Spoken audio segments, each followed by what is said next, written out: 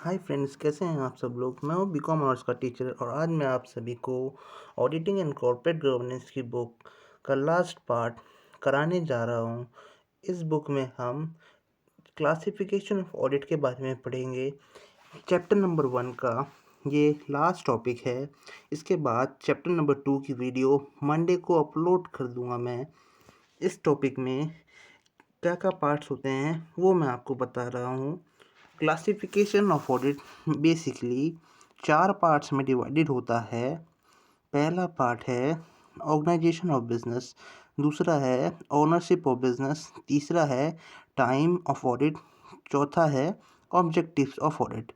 ये 4 पार्ट्स होंगे, आप देख पा रहे होंगे स्क्रीन पे। पहला है according to organisation of business. इसमें 2 पार्ट्स होते हैं, जो स्टैट्यूटरी ऑडिट होता है और एक प्राइवेट ऑडिट होता है। स्टैट्यूटरी ऑडिट क्या होता है? ये एक लीगली रिव्यू होता है, लीगली रिक्वायर्ड रिव्यू, जो हर किसी गवर्नमेंट कंपनी को कराना ज़रूरी होता है, मैंडेटरी होता है। अब उसको ये मैंडेटरी क्यों होता है कराना? क्योंकि फेयर और accurate representation of it financial position की वजह से। अब कोई भी कंपनी हो, उसको अपना ऑडिट कराना मैंडेटरी होता है, चाहे वो किसी भी तरीके से कराए, या वो प्राइवेट ऑडिट करवाए, या फिर वो ऑडिट ऑफ कंपनीज वाले तरीके से कराए, या फिर वो स्टैट्यूटरी ऑडिट करवाए। अलग अलग तरीके होते हैं ऑडिट करवाने के।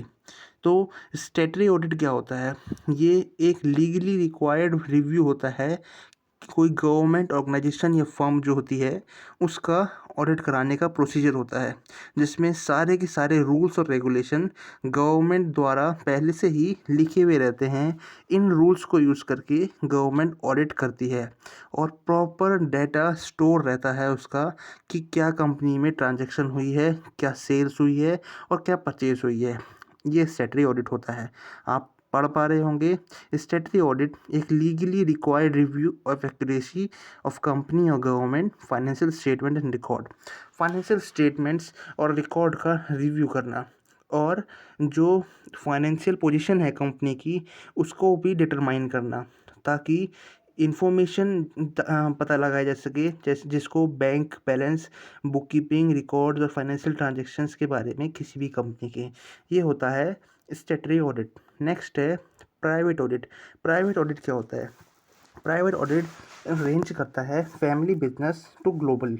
अब ये क्या होता है? Private audit ranges from family business to global, मतलब जो फैमिली मेम्बर्स होते हैं किसी भी कंपनी के अंदर, वो बेसिकली इस तरह का ऑडिट करवाते हैं अपनी प्राइवेट कंपनीज़ के लिए, ताकि उनका कैपिटलिस्टिक गेन जो है वो बढ़ता रहे। कैपिटलिस्टिक गेन मतलब कंपनी का प्रॉफिट, और उनके फैमिली का जो प्रॉफिट है वो बढ़ता रहे, क्योंकि जो कंपनी में जितने भी अच्छी और ऊंची पोजीशंस हैं, उन सभी में ये फैमिली मेम्बर्स जाके बैठे हुए हैं। इस वजह से वो प्राइवेट ऑडिट करवाते हैं, जिससे उनकी कंपनी क्या है, गवर्नमेंट की, पहले तो उनकी कंपनी कोई गवर्नमेंट का पार्ट नहीं होती, और दूसरा वो चाहते हैं ज़्यादा से ज़्यादा प्रॉफिट अर्न करें, इसलिए वो प्राइवेट ऑडिट करवाते हैं। ये प्रॉफिट ऑपरेटर्स प्रेरोगेटिव का मतलब प्राथमिकता।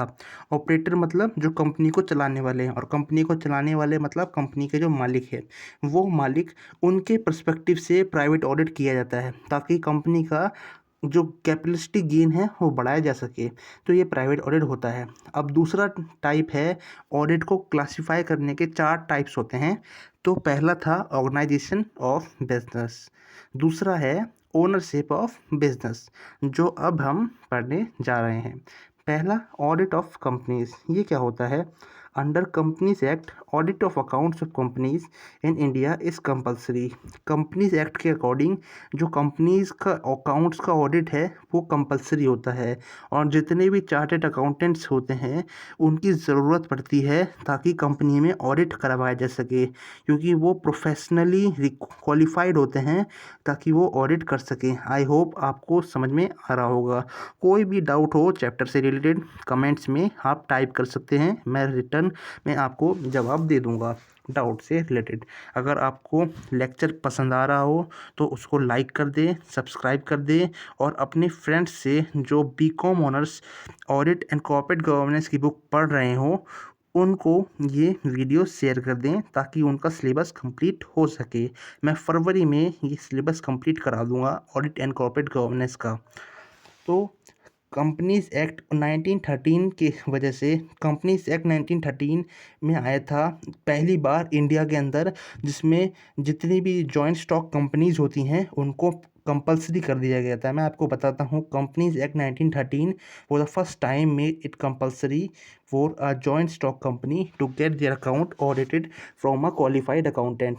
मतलब 1913 में पहली बार किसी भी कंपनी को, जो भी जॉइंट स्टॉक कंपनी है, उनके लिए मैंडेटरी कर दिया गया था कि वो अपने अकाउंटेंट से ऑडिट करवाएं, मतलब अपने अकाउंट को क्वालिफाइड करवाएं। ठीक है, जैसे क्वालिफाइड अकाउंटेंट के थ्रू, जो कि चार्टर्ड अकाउंटेंट होता है।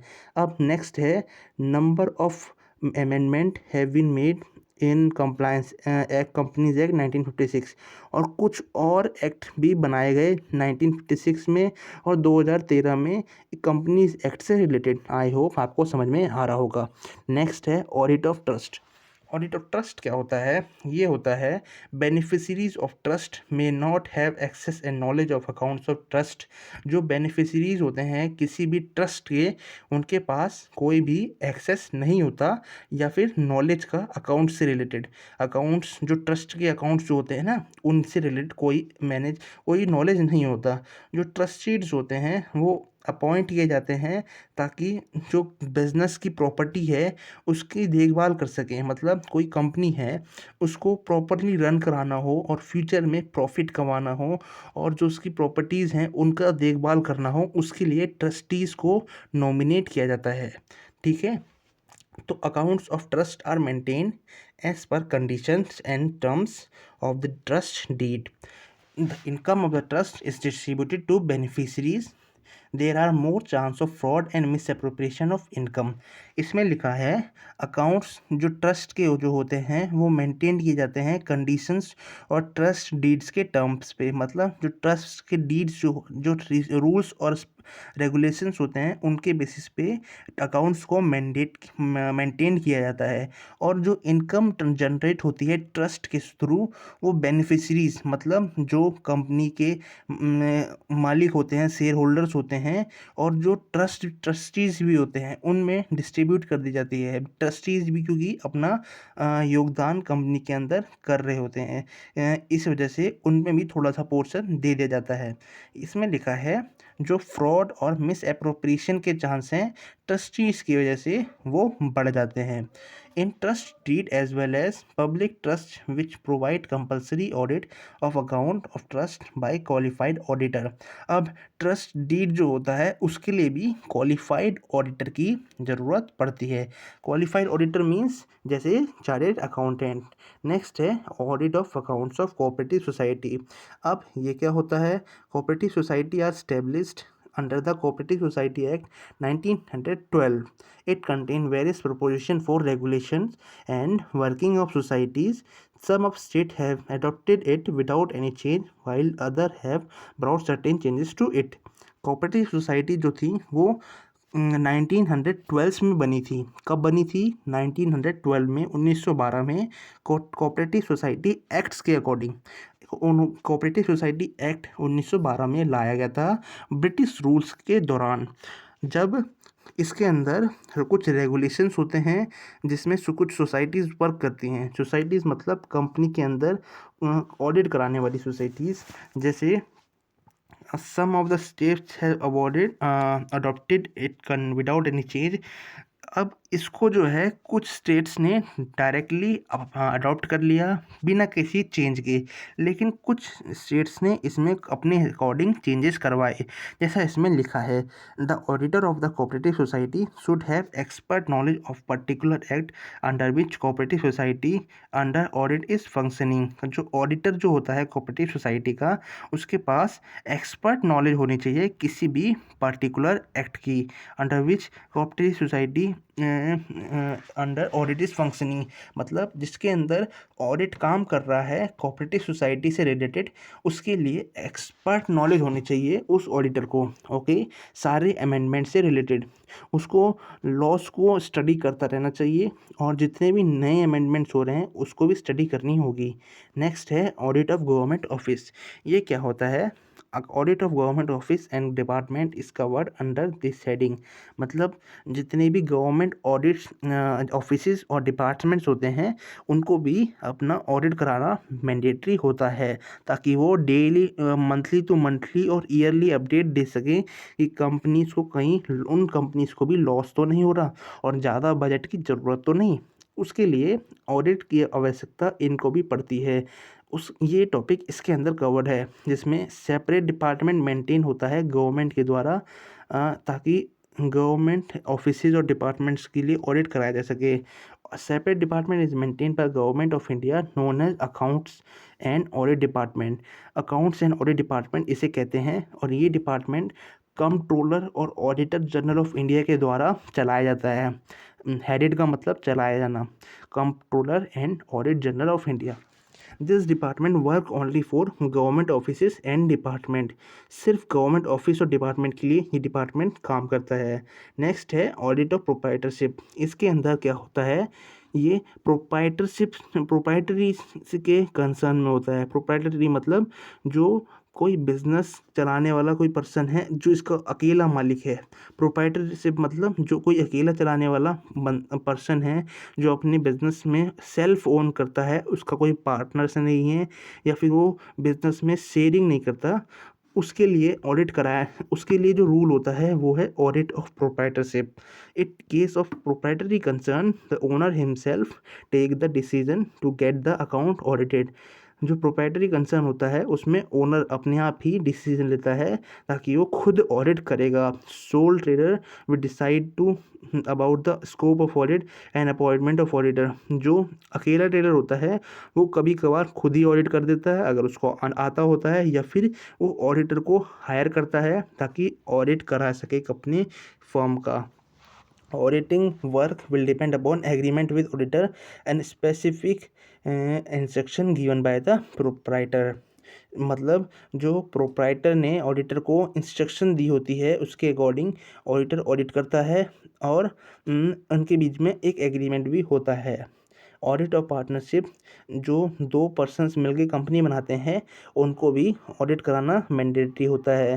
To avoid any misunderstanding and doubt, अपने बीच के मतभेद और गलतफहमियों को हटाने के लिए पार्टनरशिप भी ऑडिट कराते हैं। Partnership deed on mutual agreement between partner में प्रोवाइड और for audit of financial transaction auditor is appointed by the mutual consent for all partner. जो पार्टनरशिप डीड होती है ऑन म्यूचुअल एग्रीमेंट, दो लोगों के बीच में, दो पार्टनर्स के बीच में जो पार्टनरशिप डीड बनाते हैं ताकि वो फाइनेंशियल स्टेटमेंट्स का ऑडिट करवा सके। ऑडिटर जो होता है वो अपॉइंट होता है दोनों पार्टनर्स के कंसेंट पे, मतलब दोनों पार्टनर म्यूचुअली कंसेंट देते हैं, अपनी एग्री करते हैं कि ऑडिट करवाएंगे। Right, duties, liabilities of auditor जो होते हैं म्यूचुअल एग्रीमेंट के अंदर ही डिफाइन होते हैं और पार्टनर्स उसको मॉडिफाई कर सकते हैं। फिर बता दूं, राइट, ड्यूटीज़, लाइबिलिटीज़ ऑडिटर के म्यूचुअल एग्रीमेंट के अंदर ही डिफाइन होते हैं और पार्टनर्स उसको मॉडिफाई करते हैं। ऑडिट ऑफ इंडिविजुअल, कोई individual, state manager, rent collector, investor etcetera, उसको भी ऑडिट करवाना होता है। अगर वो किसी बिजनेस में या प्रोफेशन में एंगेज्ड है तो वो अपनी बुक्स को मेंटेन करवाता है, कैसे? ऑडिटर्स के थ्रू।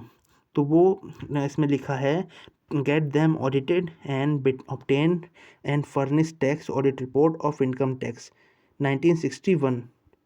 1961 इनकम टैक्स एक्ट के अकॉर्डिंग ऑडिट ऑफ इंडिविजुअल्स को भी अपना ऑडिट कराना मैंडेटरी होता है, जैसे estate manager, rent collector, investor etcetera. Next है according to time of audit. अब ये क्या होता है? ऑडिट की समय सीमा के अकॉर्डिंग जो ऑडिट कराया जाता है उसे कहते हैं according to time of audit. मतलब ऑडिट कितना लंबा चलेगा, कितना लंबा उसका प्रोसीजर होगा, उसके अकॉर्डिंग अगर ज़्यादा बड़ा ऑडिट है तो और उसके लिए कॉन्ट्रैक्ट भी किया जाता है तो उसको टाइम ऑफ ऑडिट कहते हैं। उसके कई सारे पार्ट्स हैं, तो वो मैं पहला बता रहा हूँ, interim audit. When an audit is conducted between two annual audit, जब कोई ऑडिट दो एनुअल ऑडिट्स के बीच में कराया जाता है उसे कहते हैं audit. Such as audit is known as interim audit. It may involve complete checking of account for a part of year. इसके अंदर कंप्लीट चेकिंग होती है अकाउंट्स की एक साल के अंदर, मतलब जितनी भी ट्रांजैक्शंस ईयर के अंदर होती हैं उन सभी को चेक किया जाता है। Sometime it is conducted to enable the board of director to declare an interim dividend. It may also be for purpose of dealing with interim figure of sales. मतलब जो डायरेक्टर्स होते हैं, बोर्ड ऑफ डायरेक्टर्स, उनके लिए भी enable होता है कि वो इंटरिम डिविडेंड करा पाएँ, उनके पास भी इसका राइट नहीं होता। It may also be the purpose of dealing with interim figure of sales. Next है कंटिन्यूस ऑडिट। इसके अंदर कंटिन्यूस ऑडिट एक साल के अंदर होता है या regular short interval of time के अंदर होता है। The continuous audit is conducted throughout the year और at regular short interval of time. A continuous audit involve क्या करता है, a detailed examination of all transactions by auditor attending at regular interval for weekly, example weekly, fortnightly और monthly during the whole period of trading। एक continuous audit जो होता है वो conduct होता है साल के दौरान या फिर एक शॉर्ट इंटरवल के दौरान, टाइम पीरियड के दौरान। एक continuous audit detail examination of all transactions को रिकॉर्ड करता है, जो ऑडिटर का काम होता है, जिसमें शॉर्ट पीरियड ऑफ टाइम के दौरान ये ऑडिटिंग होती है एट रेगुलर इंटरवल्स, या फिर वीकली बेसिस पे होगी या मंथली बेसिस पे होगी या फोर्टनाइटली बेसिस पे होगी during the period of whole trading, पूरी ट्रेडिंग के दौरान। Final audit. अब फाइनल ऑडिट क्या होता है? Final audit means when a transaction works is completed after the close of financial year. जो फाइनल ऑडिट होता है, मतलब जब ऑडिट वर्क कराया जाता है एक फाइनेंशियल ईयर के ख़त्म होने के बाद। मतलब एक फाइनेंशियल ईयर 1 अप्रैल से चालू होता है 31 अगले साल के 31 मार्च तक। इस साल के 1 अप्रैल से अगले साल के 31 मार्च तक फाइनेंशियल ईयर होता है। तो उस 31 मार्च के बाद में जो ऑडिट कराया जाता है उसे कहते हैं फाइनेंस ऑडिट। क्या कहते हैं, फाइनेंशियल ईयर के एंड होने पे। Final audit is commonly understood to be audit which is not commences under until end after of financial period and is carried on until completed। इसमें लिखा है फाइनल ऑडिट जो होता है वो तब तक नहीं कराया जाता जब तक फाइनेंशियल पीरियड ख़त्म नहीं हो जाता। जब फाइनेंशियल पीरियड ख़त्म हो जाता है उसके बाद फाइनल ऑडिट कराया जाता है and then it is carried on until completed. Next है balance sheet audit. Balance sheet audit relate to verification of various item और balance sheet such as asset, liability, reserve and surplus, provision and profit and loss balance. Balance sheet audit relate करता है verification of various items of balance sheet. मतलब कई सारे items जो होते हैं, transactions जो होती हैं, उनका वेरिफिकेशन करना होता है बैलेंस शीट के अंदर।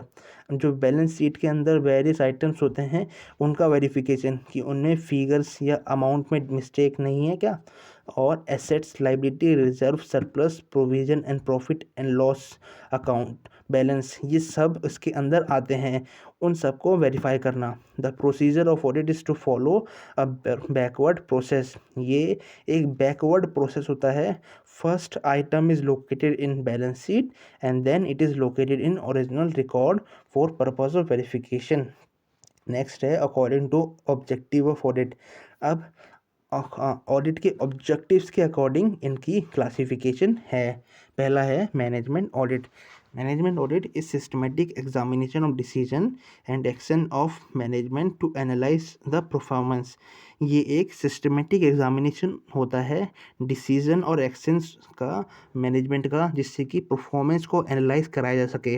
मतलब जो ऑडिटिंग होती है उसमें सिस्टमैटिक तरीके से डिसीजन लिए जाते हैं किसी भी मैनेजमेंट के अंदर, ताकि उसकी परफॉर्मेंस निकाली जा सके। परफॉर्मेंस मतलब उसका फाइनेंशियल पोजीशन, ताकि कंपनी को प्रॉफिट हो रहा है, लॉस अर्न हो रहा है, कंपनी कितना सेल कर रही है, ये पता जाता है उसकी परफॉर्मेंस के through.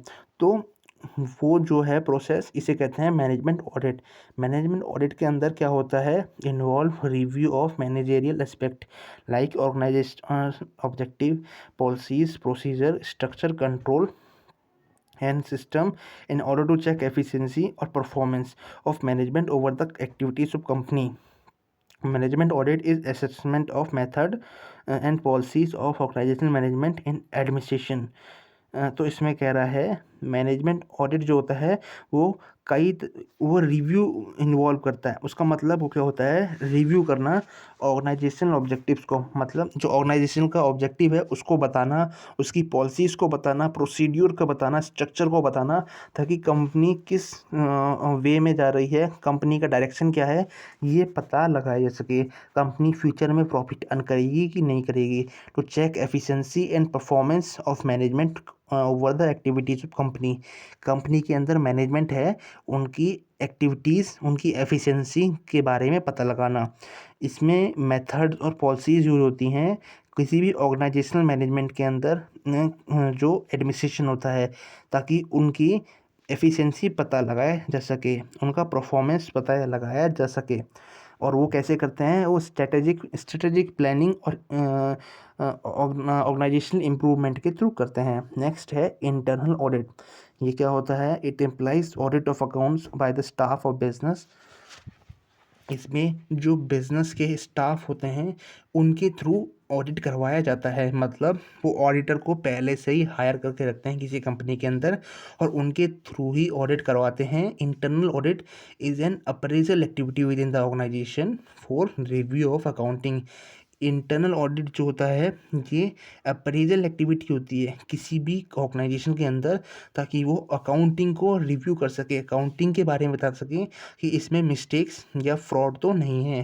Financial and other operation as a basis for protective and constructive service to the management. मतलब फाइनेंशियल और अदर ऑपरेशंस कराई जाती हैं किनके थ्रू, स्टाफ के थ्रू, ताकि वो बताएं कि जो डाटा है कंपनी के अंदर वो सही है कि नहीं है। As a for protective and constructive service to the management. मतलब वो डाटा अगर किसी दूसरे ऑडिटर को देंगे तो वो लीक होने का खतरा भी रहता है कि वो ऑडिटर इस इंफॉर्मेशन को किसी और को शेयर कर सकता है, तो कॉन्फिडेंशियलिटी बनी रहे, इंफॉर्मेशन कहीं लीक ना हो, इसलिए अपने स्टाफ के थ्रू ही वो ऑडिटिंग करवा देते हैं।